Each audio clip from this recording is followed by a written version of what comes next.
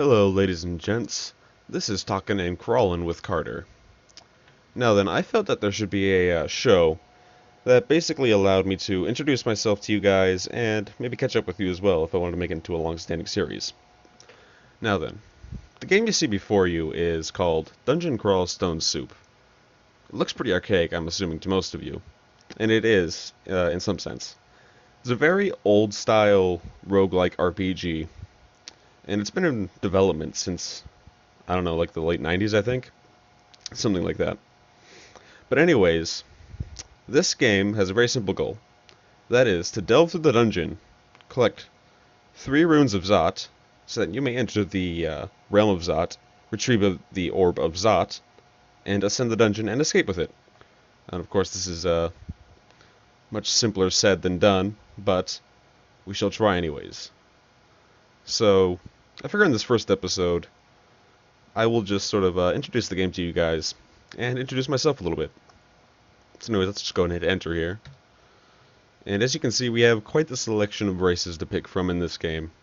We have everything from your typical humans and elves, to weird things like odd symbiotes, talking plant things, or spawns of demons or mummies and the undead of various sorts.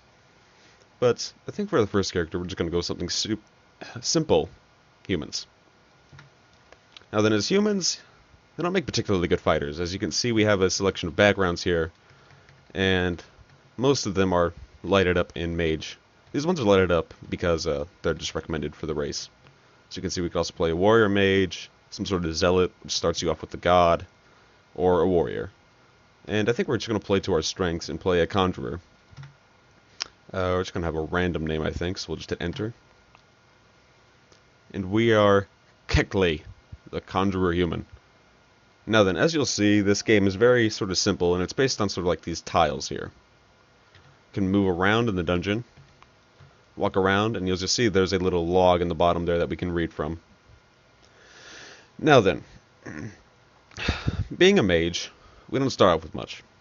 We start off with our robe, our spellbook, a piece of bread, and our single spell, Magic Dart. Now then, in the early game here, we'll be using Magic Dart to kill pretty much everything. Although this game is by no means easy, so I would expect to die once or twice. Excuse me one sec. So anyways, let's just get going here, and I'll explain things as they come up. This game may look very simple to some of you, but the way I see it, these graphics were good enough for your daddy. They're good enough for you. So there we go, we killed a rat with our Magic Dart. Let's go and wait, just to regenerate magic points. And then a little bit about myself. As you already know, my name is Carter. And my online handle is Plantman. I myself got involved with this channel through my friend Garrett, who's always sort of wanted to do a YouTube gaming channel. He's had a couple like startups, but he's never really gotten anywhere with it. But he wanted to try something new by involving multiple people in the content production, so that way he doesn't have to interrupt his daily life all the time by making videos just by himself. You may also know me from the Head and Feet series that we've done. That's fun. We live in relatively close proximity to each other, so we're able to do that. But anyways, about myself, well, let's see, what is there to tell about myself?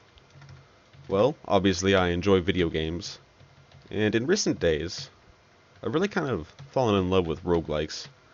Dungeon Crawl Stone Soup is the only like sort of classic roguelike that I've played, but I also do enjoy other roguelikes like Binding of Isaac or FTL, games like that. But my gaming history personally has been sort of mixed, really. I've been playing since I can really remember, honestly. My first console was a GameCube, way back in the day. And just sort of fallen in love with video games ever since. But yeah, I've played all sorts of things. PC, I pretty much play on. It's the only thing I really play on these days. But I used to be quite the console junkie, especially back in the 360 days. I would play Halo non-stop. Halo 3 was the crap. my friends. But anyways, moving on. As time went on, I sort of fell in love with the idea of PC gaming, but of course, being younger, I could never really understand the complexities of computers and the like, or afford one really. So, but one day I started saving up, and now I have a nice PC. But anyways, I've jumped around a lot with games. You know, typical shooters. I haven't played too many shooters as of recently, but that's just me. I'm also quite the lover of strategy, mostly turn-based, but I also do enjoy some RTS. I actually hope to start some series with RTS sometime soon.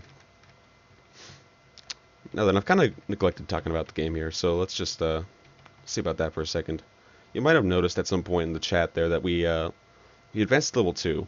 So, as that goes, we've increased our health, our magic, and that's about it really when you level up. Something I suppose I also neglected here is to go, if I hit M, I can see my skills, and these are actually quite important. I want to go and set our skills to manual, and just go and pick out the skills that we want to train right now. Right now we just want to train conjurations, so that way we can get our conjuration spells more easily castable, because spells do have a chance to fail in this game.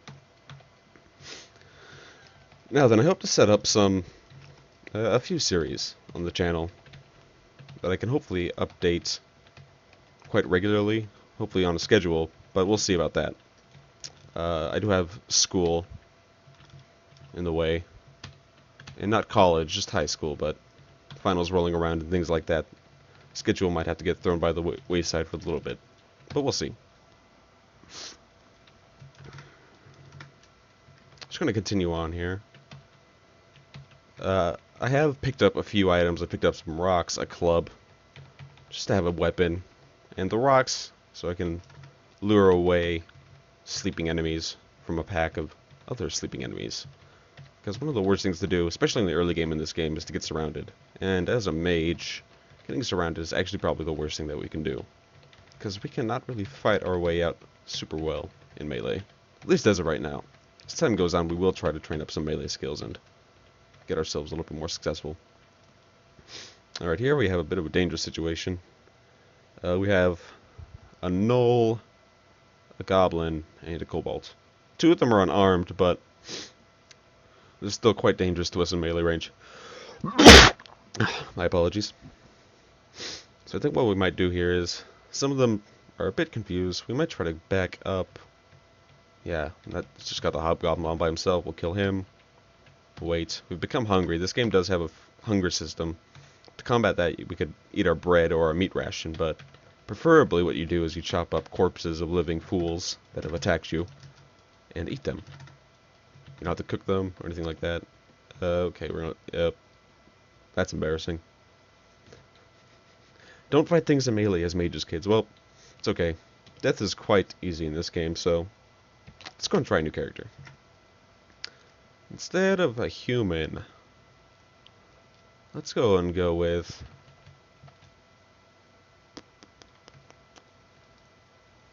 Let's go with a hill orc. Do a hill orc fighter. Just be kind of nice and generic. They're pretty easy in the early game. We'll go with... Let's go with the flail. I like maces and flails. They're quite useful once you reach an area called the lair in the game, where there are many hydras. And hydras, if you don't know, are wonderful creatures that regrow their heads once you chop them off. But they can't regrow their heads if they don't get chopped off. So we beat them to death instead. Let's walk around here. So obviously as a fighter, we bash things to death. That's just what we do. Like that rat. And obviously, as you can see, we are much more capable in melee than our former wizard counterparts. Also, our name is unintelligible, so I won't bother. Ixugyuku, the skirmisher hill orc. Just walking around here. We started off training our maces and flails skill, because that'll increase the speed at which we can, with which we can attack our. That'll increase the speed that we can swing our weapon. allowing us to do more damage in the early game here, which is pretty vital in the early game, honestly. It's the most important thing to you is your speed. Take these guys on. Nicely done. Continue traveling here. Let's go and raid that scroll stack that we got there. Scroll of teleportation. That could suck. We're okay. Maybe. Yeah, we're okay. There's a newt. In this game, it is practically turn-based. The enemies don't move so long as you don't move. But there are speeds and whatnot, so it's a bit hard to keep track of at first, but as time goes on, I'm sure you guys will get the idea of it. Playing a fighter in the early game is usually fairly easy, unless you come across something with poison. Then it could be a little bit hit or miss. Ignore that robe. I'm down here. Cloak improves our AC by 1, our armor class. Just makes us a little bit more defensible. We hit O. Can go ahead and auto explore. Attack these guys. Should be fine. There we go. More scrolls. And auto explore.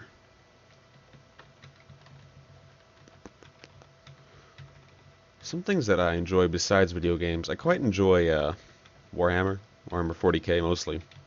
I've actually gotten involved in the tabletop version of the game, and I am going to be making some videos on Battlefleet Gothic Armada, I think, once I get the chance to. I think we'll go ahead and go with Dexterity, because we already have quite high strength. Every third level, by the way, you do get a choice of where to put an attribute, along with the random attribute increases that you get every, like, 4 levels, I believe. Just continuing on. Exploring manually here, just so we don't get ourselves into any trouble. We're still in Dungeon 1. It's a large dungeon, level 1. Now, these games, it can take quite some time, because they are a bit slow-paced. And you should definitely play them slow-paced, because going fast is a surefire way to get yourself killed. As I don't bother to regenerate my health.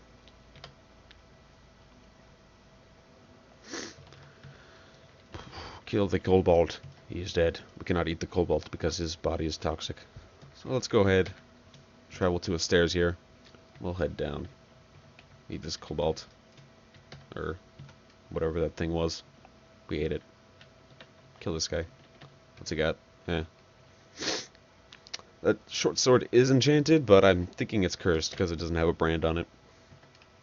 Okay, some jackals. We can lure them down the path here. Ooh, it's an adder. Adder could be dangerous because it can poison us. Although I don't think it's seen us. Adder's this little snake guy over here, by the way. We can just see his footprint because that's where we last saw him. He's no longer there. Adders are quite fast, and they can poison you, which can spell an early death very easily if you're not careful. Anyways, back to the... Oh, there's the adder. Might have to pop our potion of might, although I don't really want to have to. Let's just see. Okay, we killed him. That's good. You can get quite unlucky with those guys. They have quite high evasion. Anyways, other things I enjoy. I do participate in my school's drama club. Ooh, enchanted boots. I shall wear those. And people tell me that I'm an alright actor, but I don't know. I'm okay. Right now we're running a production called You Can't Take It With You, if you've ever heard of that. It's actually a really funny comedy. But things are running down to the wire a little bit. I'm not sure that we're super prepared. Anyways, continuing on here. Kill some stuff. Beat the snot out of them with our chain ball thing. Flail.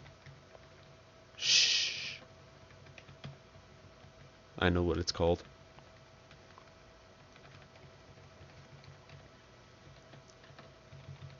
Hit O for auto explore.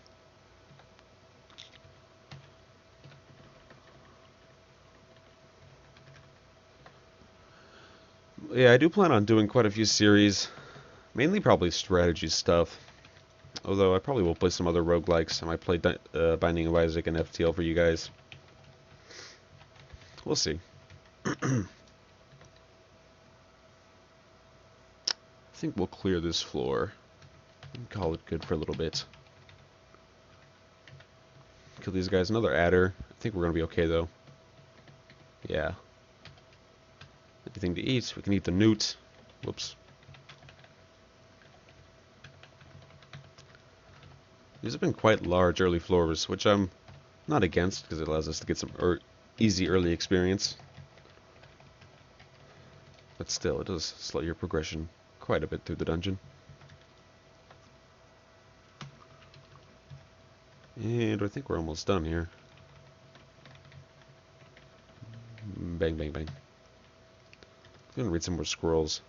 I usually like to read scrolls when I have a stack of 2. I don't usually read ID potions, though. By the way, in this game you do have to... I'm going to enchant the cloak, because I don't think we'll be replacing the cloak anytime soon. In this game, you have to identify consumables, basically. So like our ruby potions here, they could be a whole number of things, and we do not know. However, we do have identification scrolls at our disposal. At our disposal eventually. We just haven't found them yet, and we can use those to safely identify our consumables, because not all consumables are helpful. Let's go and read this other scroll. Ah, good, we have a scroll of identify. Let's go and identify the Puce potion. Potion of mutation. Let's drop that. I don't want to get my geonome tampered with. And read it again. We'll go and do the smoky purple potion. Potion of resistances. That's okay.